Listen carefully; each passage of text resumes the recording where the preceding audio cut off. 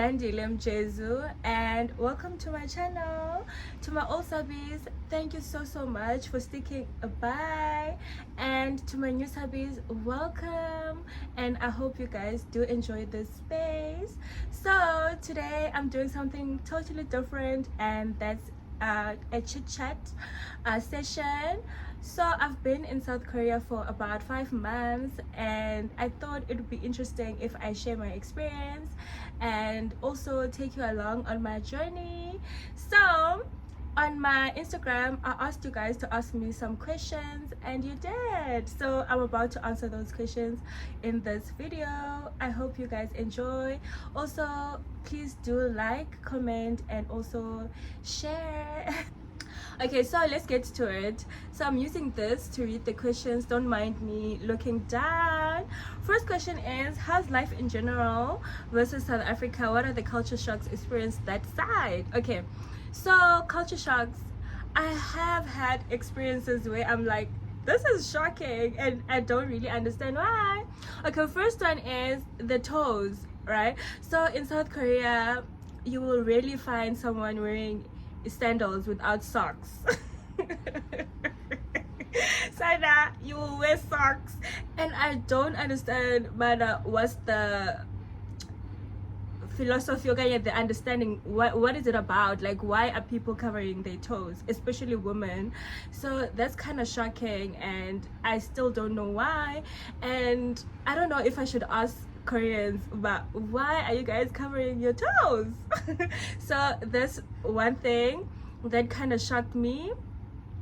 Okay, so the next thing that kind of shocked me is the dressing. Okay, so in South Korea, women are sort of like expected to cover their boob areas and their shoulders, right? So the bottom part, you can wear like your mini skirt, you can wear your bum, like your bum short, but on top, like side of nigga, you must cover your shoulders, you must cover your boob area, and also your armpits. Sana, I don't know if it's a fetish thing or what, but it is what it is. Like up in South Korea, you must cover your top area, but your bottom area, you can wear whatever you want. So that's another thing that shocked me, because I remember this one time I was wearing a vest, because I already knew that they want you to cover up your chest area. I didn't really know about the shoulder area thing. So this other time I was going to church, and I was wearing something that covered my chest, but it was a vest, so you can imagine, but my shoulders were not covered. And I could see Basana, people are just looking at me weird, and this one lady told me, but I know it's the shoulder area thing, like it's a thing. You must cover it up. So that was also shocking. Another thing that shocked me is the bowing child. In South Korea, you are going to bow, like you are going to bow, like on a normal day at work. First you need to obviously greet, like annyeonghaseyo, and then you bow, but every time you meet the same person, you must just bow. Sana is a sign of showing respect, but the whole day you are gonna bow to the kids, not really bowing to the kids, but you must like sort of like lower your head like like this. But for adults, like you must go all the way. Not all the way, but you must, you know. So it's kind of a thing that I didn't expect, and it's a respect thing. But I think us as Africans, Jay, we usually do the bowing thing, Jay, just, but not as extreme as it is, but like it's quite a thing, like you must bow. So that's the cultural shock. Okay, second question that is similar but it's not the same as the previous one is, what are the biggest social and cultural differences you've experienced? So I think I've touched on the cultural differences. Now I'll just speak about the social differences or shocks. Okay, so what I found shocking is the norm of keeping quiet, child. Like, you're gonna have to keep quiet. So in public spaces, like at a mall, or like if you're using public transport, you have to keep quiet. I remember a time I was with my friend and we were in a bus and we were busy talking. Someone actually shushed us, Sana, like, is there any racism that side? Oh, Sana, there is. There is racism. I think being black in general is a problem all around the world. I think racism is also even in South Africa. Like, you are going to experience racism all around the world, and unfortunately there is racism even in Nalapa. Like, there's also racism in Asia. So yeah, racism that I've experienced, it's just hearing like voices nigga. Other than that, no, I don't think I've experienced a situation where someone has come up to me and just said something about like I don't like you because you're black, or what others have experienced where Asians come up to them and say just go back to your country kind of thing. But it's something that's here. Like, racism is a thing in South Korea, and I think it's a thing all around the world. It's something that we can't really run away from. It's a global problem. International problem nje ikhona shem. Yeah, so racism is a thing. How's the crime and unemployment and just poverty compared to South Africa? Okay, so the crime question, I think is something that a lot of people know about Asia and in general. The crime is low. Like, crime is quite low. You can just walk around like any time of the day, like any time of the night. You can just walk around as a woman. Like, even if you just wake up at 2 a.m. in the morning, like, just go around. And also the shops like are usually open 24 hours, so you can just walk around and get a snack and even if you leave your phone at a public transport, chances are you're gonna get it back. Like, crime is quite low. That's one thing that I really like about this country. The crime is low, and the unemployment is not a huge problem in South Korea. I don't want to lie. Even though you might find people that are unemployed, but the percentage is child. Like, it's so rare to find someone who's just struggling to find a job like that, like how it is in South Africa. So unemployment is quite low. And the poverty, I think poverty is a global problem, but it's in South Korea, it's not as much as it is in South Africa, because the question is, compared to South Africa, poverty is quite low. Even in the villages, like, people do get by. Like, it's so rare to even find what's this, beggars on the streets, because poverty is on the low. Even beggars that you're gonna find on the streets, you can see by like they've had a meal, okay, they have some food next to them. Like, the poverty is not as bad as it is in South Africa. So there is poverty, but not as bad, if you get me. So that's the question. How do you manage homesickness and loneliness?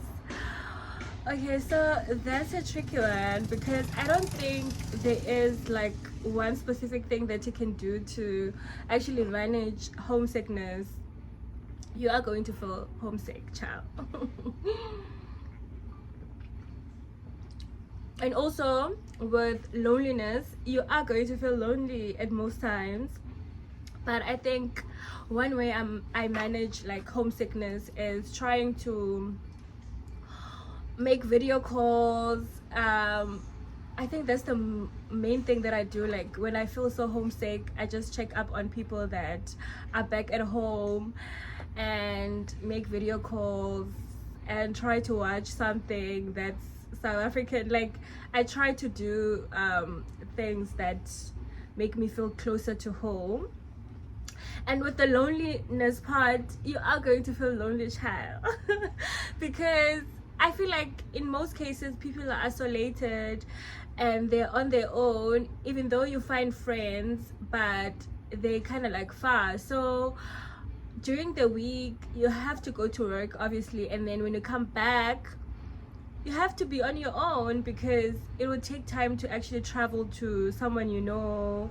You don't really feel the closeness with your neighbors as you would maybe like in South Africa. So you are alone essentially. Even with neighbors, they do tend to avoid you if you don't know how to speak Korean, because sana no one really wants to speak English.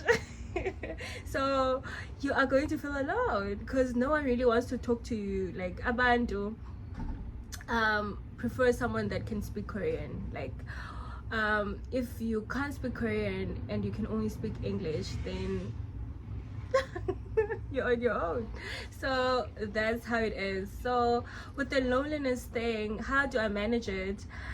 On weekends I do try to link up with my friend and try to do things. Other than that, it is what it is, and you're just gonna feel the loneliness, and also you're just gonna feel the homesickness. So it's part of the whole package deal. Are you considering a long distance dating, or would you date in South Korea? Okay, so I am currently doing long distance. So it's such a difficult thing to do, but yeah, it's still working, and it works, but it's difficult. So I'm doing long distance. I am not dating in South Korea, but I would think for people that are single, it's quite an interesting concept. Dating outside your own. But there are South Africans here, and also there are Africans, and also there are South Koreans to try out something different. But in my case, I came here in a relationship, so I'm still maintaining the relationship. So yeah, I'm dating someone in South Africa.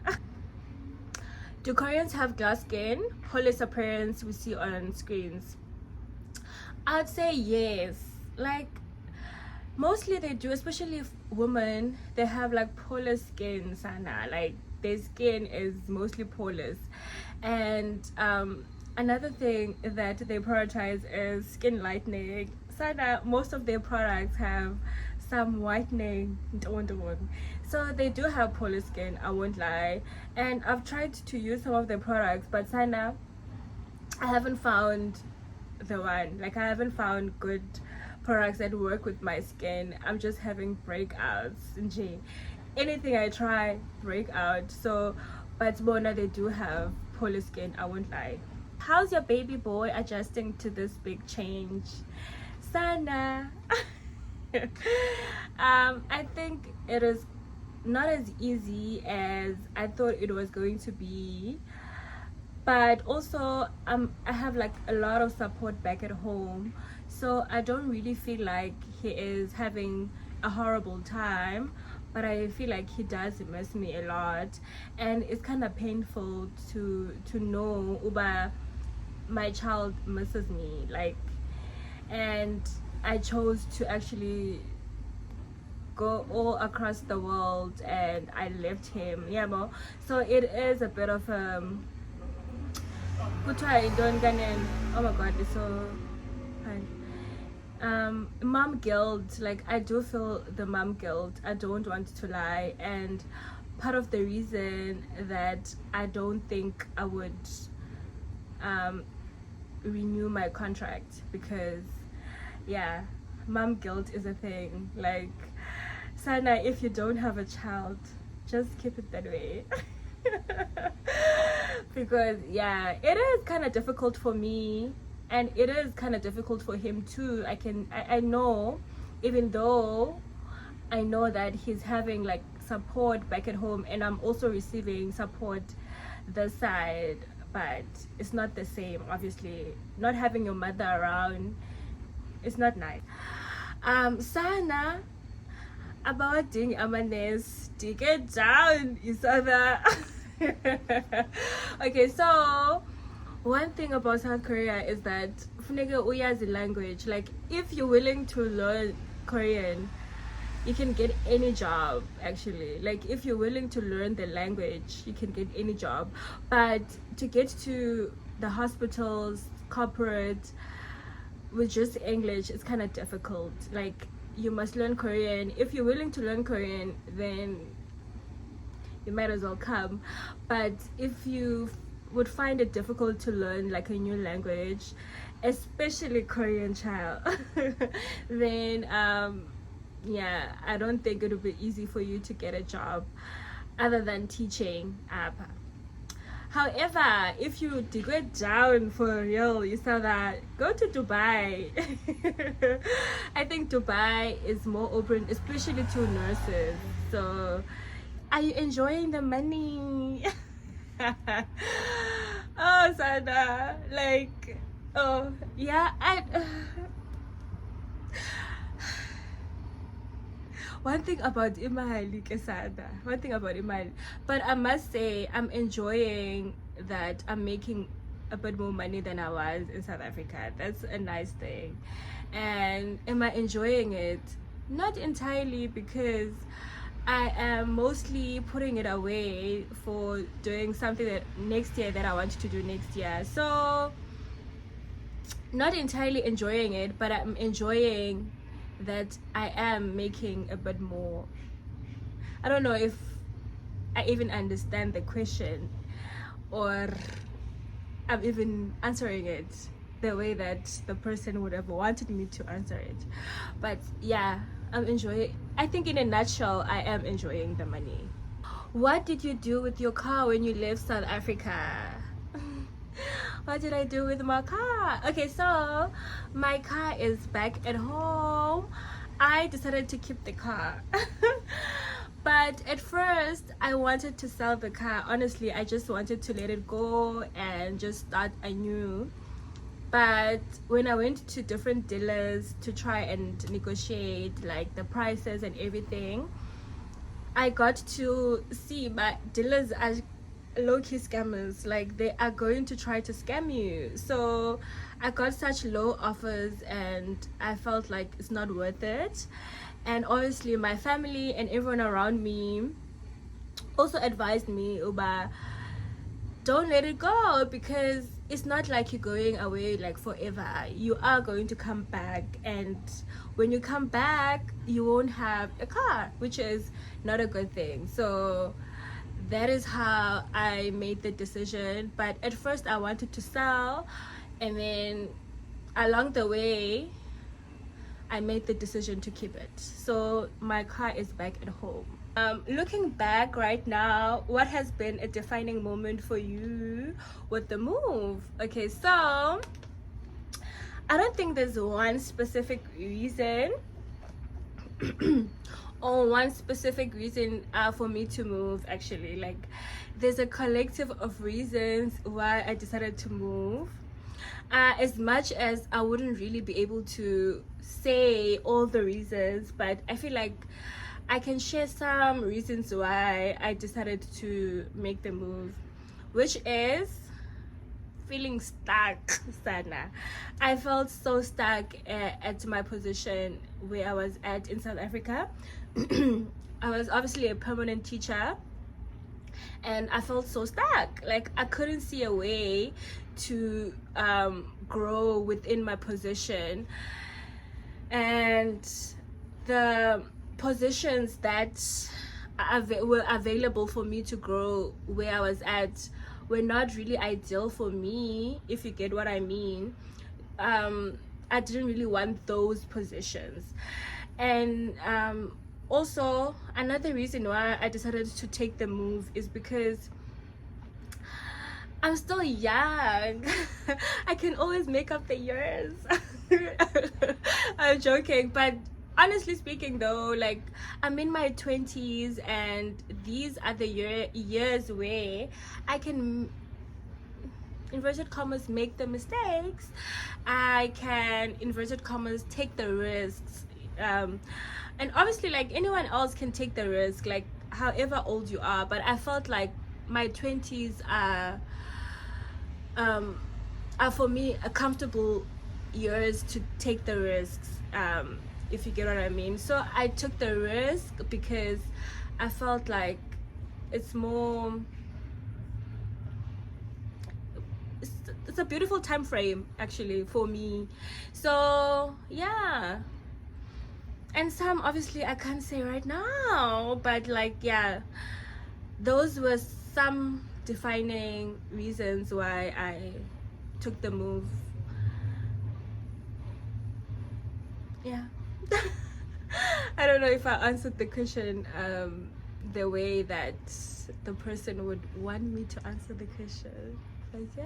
How are you coping emotionally and mentally being away from family and friends? It's quite difficult, I won't lie. I think it also goes back to the question, your homesickness. Like, obviously I am feeling homesick. I mostly feel homesick. Like, I do feel homesick. I miss my family, I miss my friends back at home. Like, I think one way I cope with it is trying to reach out, like having conversations, talking, video calling. Other than that, yeah. Last question is it worth it, the move and financially? I'd say yes. For me it is, honestly. Financially it is, and the moving, it is, because I am planning on actually pursuing things when I get back home. So financially yes, because it is going to be a huge help for what I want to do. And moving here is also a bit of a break, in terms of like emotionally and J, because I felt so clustered and so pressed down in South Africa. So it is a bit of a break, and also it is financially worth it, because it's definitely going to help me with what I want to do like next year. So if I just round off the whole experience, yes, it's worth it, even though it feels somehow, somewhere not so nice because of certain things like homesickness, loneliness, and all those things. But if I look at the bigger picture, it's just worth it.